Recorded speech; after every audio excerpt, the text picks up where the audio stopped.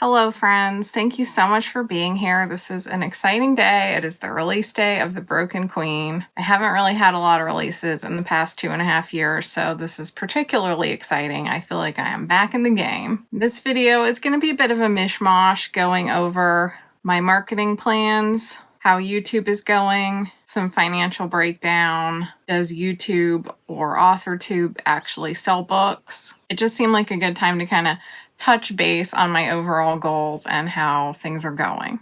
If you're new here, my name is Lydia Foxglove and I am a fantasy author. I've been a professional novelist since 2009, and what has really kept me going all these years is the fantasy world that I came up with when I was a kid. Most of the books that I've written were not actually set in that fantasy world, because it hasn't always been the most financially viable, but The Broken Queen is indeed set in that fantasy world, and my first video, at least my first writer video on this channel, was about my plan to really delve into that fantasy world and make it work. Fingers crossed. If you're interested in reading The Broken Queen, it is the story of a Finarlem girl who was created to be a concubine. Finarlem are my race of living doll people. They're very lifelike and they have souls, but they're created, not born. But her soul is actually the reincarnation of the Queen of Songs, who is the most pivotal figure in the Dragon Kingdom. Her songs are what strengthen the eggs of the dragons, and she is the only one who can bear the dragon-born heirs, who are people, but they have the blood of dragons. Only since she was created, she can't bear children. The king is obligated to marry her anyway, nobody knows really what else to do with the situation. And he's never really been around Finarlem in his life, so he finds her very strange. She finds the whole situation very strange. And of course, the kingdom is also in huge trouble. There's this endless storm in the mountains, and it killed his parents. Of course it did. It's causing all those, epic fantasy problems. Living in an epic fantasy world always sounds like the most wondrous and yet also just the most horrible situation. I'm very proud of this book, and it feels like a huge accomplishment. I've been celebrating a little bit this week, just getting out of the house, getting out into nature. We had a really magical stroll at the Biltmore Estate. The weather was so perfect. It felt so good to get out of my hermit cave. And there were so many flowers. At one point we found this magical spot underneath two trees that had a really heavy canopy. And there was a river running between the two trees, in the shadows that you couldn't really see from the path.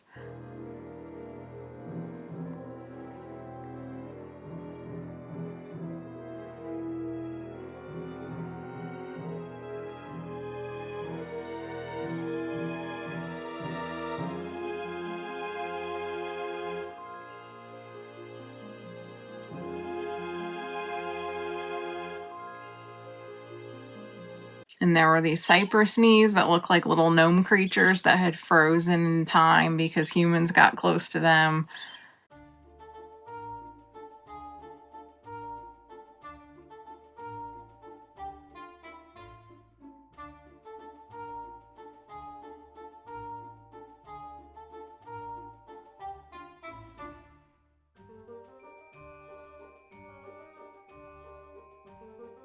We'd had a lot of rain, and the French Broad River has been very high, so we also got out and just kind of looked at it rushing along. It's always nice to hear a river roaring by.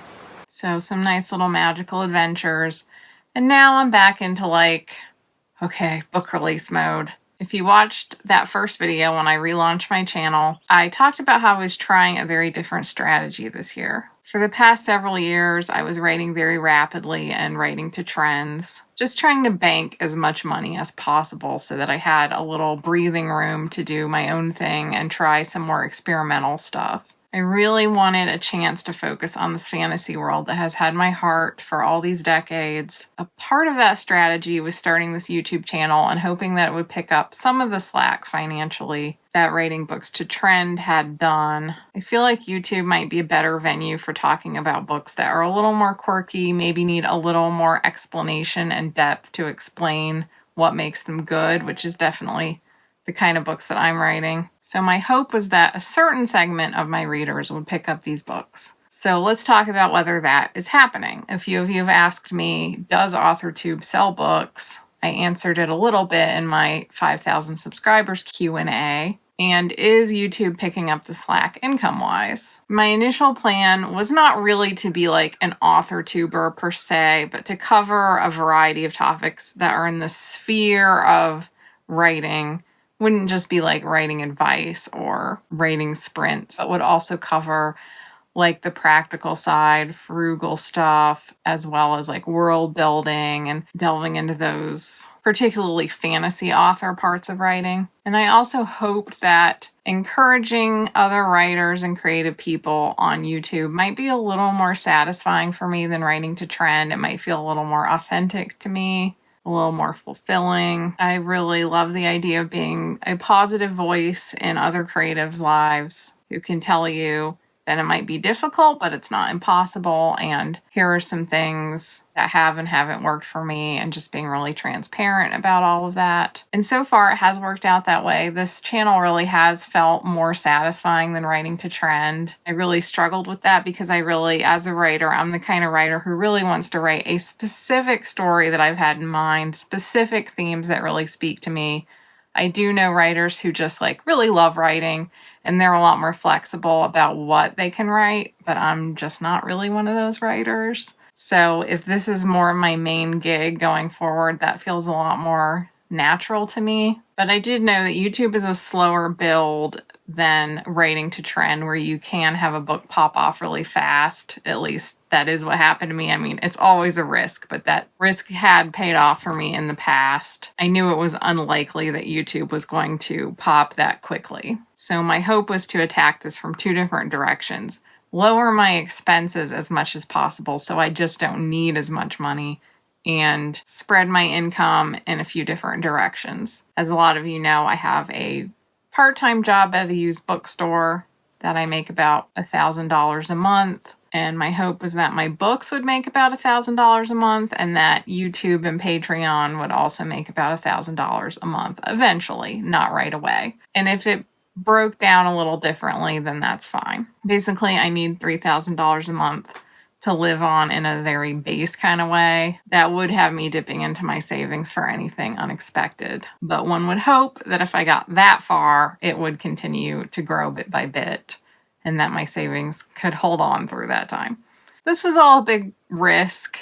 That's why I saved money, so that I could take a risk. I did do a lot of research on YouTube first. I just plain watched a ton of YouTube as a viewer. In particular, I watched a lot of YouTube videos on how to be a YouTuber, a lot from smaller channels, some just general advice on like what kind of videos to make, strategies, the benefits of having a YouTube channel even when you're small. I got a decent sense of the fundamentals, and I just jumped in, but I knew I was new to this and I was going to have to be gentle on myself with all the learning curve. I posted my first video on January 27th, but the channel really took off when I posted my I wrote 40 books in 4 years video. That one kind of took off. I got monetized at the end of March, right around the 60-day mark. Of course, I only made a teeny tiny bit of money in March because that was just a couple of days. But in April, I was fully monetized and started making money from YouTube AdSense. And as you can see from the screenshot, I made about $10 a day, for a total of $311.25. So really like right around $10 a day. And then in May, so far, things have dropped off a bit. I've only made $5 a day-ish so far. I'm at like $76. During this time, I steadily was picking up Patreons as well. So right about the point when I got monetized, I probably had like 5 Patreons or something. And now I'm up to almost 50. I'm making $150 a month on Patreon. So Patreon's growing faster than YouTube AdSense revenue is growing. But still, so far, it looks like I can probably count on about at least $300 a month from YouTube, which is a great start. My hope is that I could get to $1,000 a month by the 2-year mark. That would have been very dicey and risky feeling, but that was kind of like the risk I was willing to take, and I'm really glad that it looks like I might not have to worry about it as much. I did have this really annoying situation with my photo ID where I realized that my ID had expired, and the North Carolina DMV is such a nightmare. Like, I made an appointment and the appointment wasn't for like 7 weeks out. That was the closest one that they had. And Google wanted the photo ID within 45 days. So I realized, well, I can't wait until 7 weeks have gone by just to go to the appointment because they're still going to have to mail me the ID. They don't print them on the spot. So I just went and stood in line at the DMV for hours. And when I get there, the lady's like, oh, we had a problem with our like ID factory and we're not sending the IDs out for like 60 days or more. And supposedly Google cuts off your monetization at 45 days. So I was very panicked, especially because I talked to Google and they were like, yeah, we're going to do that. And then after 50 days, we're not only going to cut off your monetization, but we're also going to keep all the money that you made for the 45 days where you were monetized. So then I tried to go to I tried to get a passport. There were no passport appointments in Asheville anytime soon. So we drove to Tennessee like an hour to get to the closest passport appointment. And they were like, well, we can't give you a passport because you don't have a currently valid ID. You have to try in your own state. So I made another appointment in North Carolina, about 45 minutes away, to get the passport. At this point, like 20 days had passed since the initial DMV visit. So I went and applied for the passport, and I'm waiting for either the ID or the passport to show up. I had to expedite the passport. It cost like $100. I'm not even planning to travel anywhere. So that was all a lot of fun. And there's still a little chance that the passport office could reject the passport application because it didn't have the valid ID. Cross your fingers for me. But I guess it'll get resolved eventually. Still, despite that little hitch, YouTube has generally been going very well. But ultimately, my dream is to share my fantasy world with people. I put so much into it. It's always really felt like it's my calling in life, and yet it's been a very hard calling to grapple with because I'm not really sure like what to do with it. It often feels more like this burden than like a gift. So the hope is really that the YouTube channel would at least pick up some people who get my fantasy world and appreciate its depth and quirkiness. Has that been happening? I'm happy to report that yes, it does seem to be happening. Like, I'm overjoyed to report that, even though the numbers are small at this point. It's very hard to tell sometimes how much money comes from any given advertising channel versus just the sales you would get anyway. But if you look at how much money I made in January before I started the channel, as I'm talking, I don't have the KDP data in front of me, so I'm just like riffing off a general number, but I'm going to pop up the screenshot so you can see exactly how much I made. But in January, I made about $700. And at the very end of January, I did a promo with Written Word Media. They run Free Booksy, and they have some alliances with other mailing list sites that will send out your book when it's on some kind of deal. So I had a promo with them. I'll also pop up a screenshot that kind of shows what's included in that promo. That was for The Giant's Captive, which is one of the books in my Fairy Tale Heat series. So that promo is going to drive some of the sales in February, and it's hard to say exactly how many. I also have 2 ads running for Fairy Tale Heat on Amazon. Those are the only Amazon ads that I still have running. But it seems like if you do a promo and like you get some people downloading the book for free for a couple days on Amazon, it'll really drive up your clicks, but then the ad will continue to do better than usual for a little bit. I'm not sure it's really profitable, but it's hard to say with a lot of these promo things. So I probably spent more on Amazon ads in February. Well, I know I did. But anyway, my profits went up to about $1,000 in February, thanks to spending some more money on promo. But I could tell that there were a few sales coming from the YouTube channel because particularly on the day that I put out the video on world building, I had several sales of the books I talk about in that video. So it was small numbers. Those definitely seem to be from the YouTube video. Then we come to March, and at this point I would expect that the effects of the promo would be fading out almost completely. Maybe not non-existent, but I should see a sales drop if I wasn't making any money from YouTube. But my YouTube channel was kind of popping, and I made about the same in March, like a little more, which makes sense because there's a couple more days in March, but still, sales held steady as a per day average. And I'm still barely making that $1,000 book sale goal, as you can see, and I have a huge catalog. So you can see how hard it would be to start out your indie career with just a couple of books and then try to start a YouTube channel and hope to make money off of these things. Like, I'm always very realistic with you, as you know, about how difficult it is to make this work. And then a lot of it's based on luck of having a book or a video take off, which you can't predict. But the more things you can have that do take off, the better your chances of making a living quickly. And one video that particularly was good for book sales was the video about how much money I made on all my books over time. Just due to the nature of that video, I ended up explaining every book in my catalog. And I didn't really mean that to be like a sales thing, but it did work out that way. That video actually drove like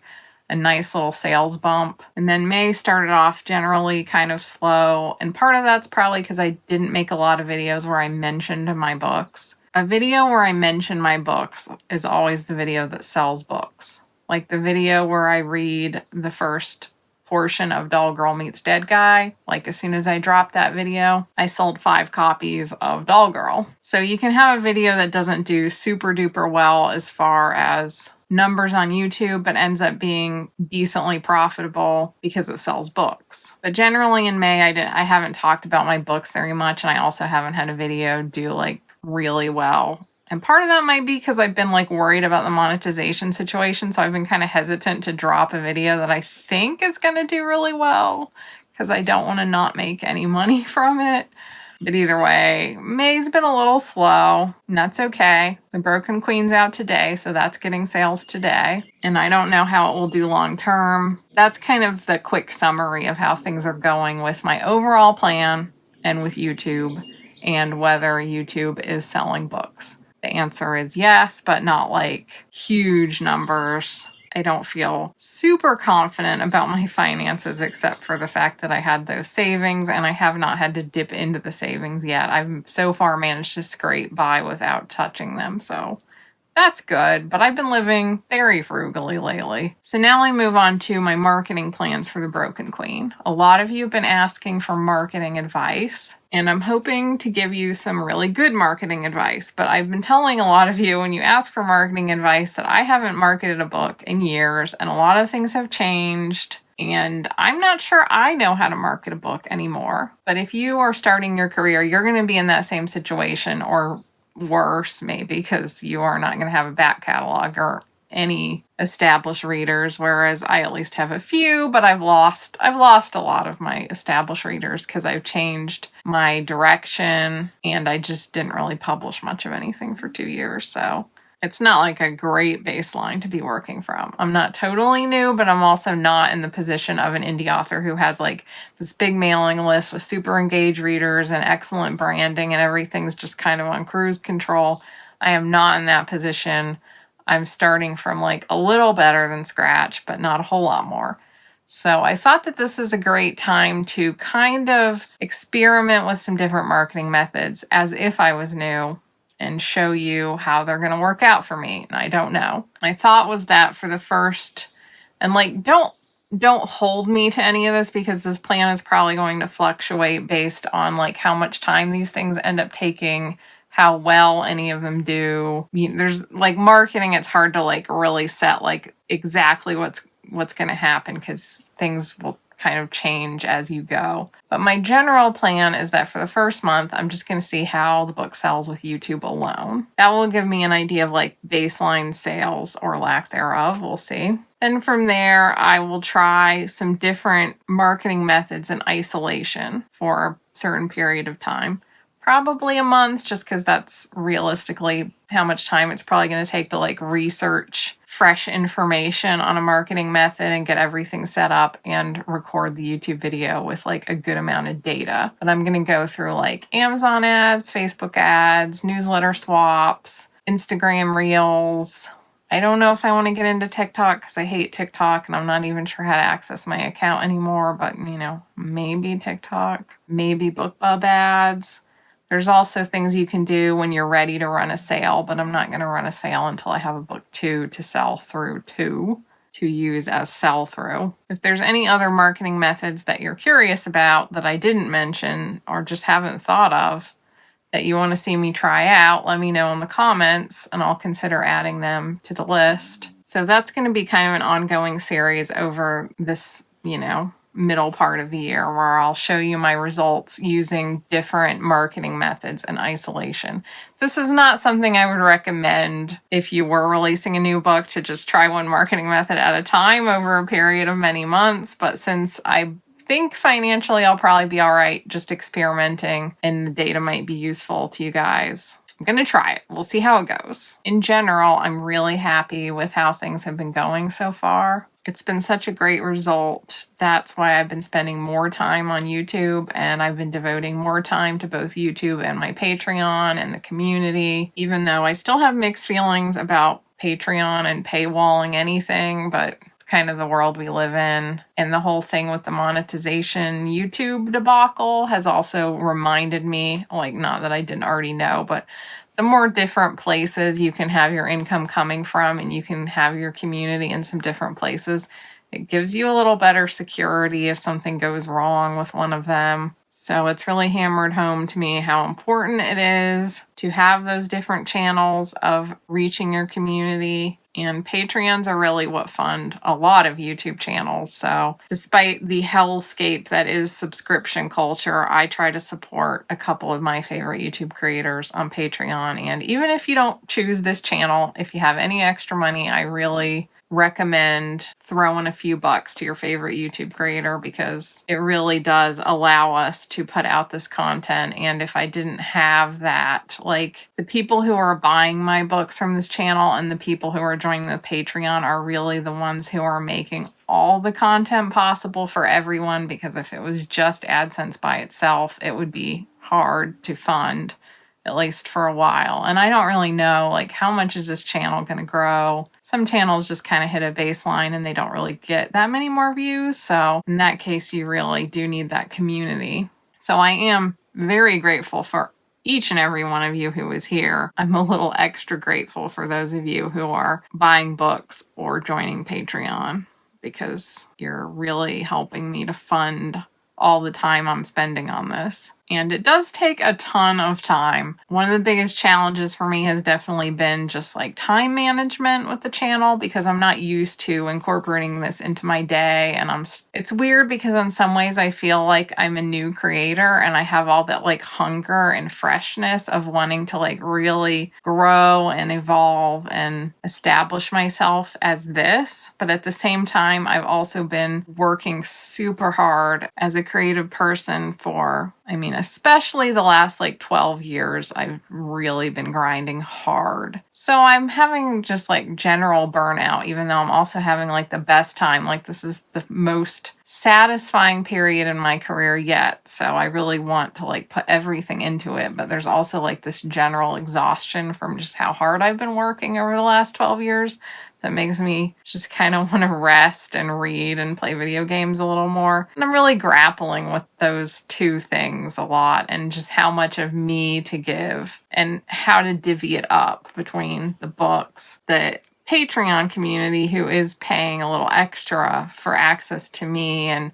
advice for me and bonus content for me, and the general YouTube channel, which is the biggest funnel for the people that are buying the books and joining the Patreon, and just the best platform for getting myself out there. And it's hard sometimes to decide how to juggle those three things. I'm definitely working myself pretty hard again, which I don't love, but also do love.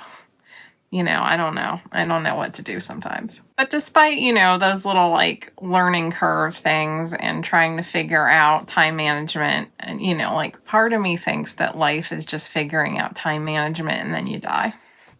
But this channel has been so fulfilling and so joyful overall. I think with all art, at least for me, as soon as I create it, I want to share it. Like, I don't want to create art in a bubble where no one ever sees it, but it also feels like this inherently egotistical act to create art and be like, look at it, please look at it. But one of the great compulsions for me of making art is to give other people the feeling that I have when I experience a really great piece of art. That feeling of like being seen and understood and fulfilled by a piece of art is just so wonderful that it feels kind of like you want it to be a giving act, but it only is if you actually create something that reaches people. So one of the really nice things about the channel is that I felt like I can really give people a piece of myself in a way that seems to be helping and fulfilling and maybe just soothing people without my art having to be the only thing that does that.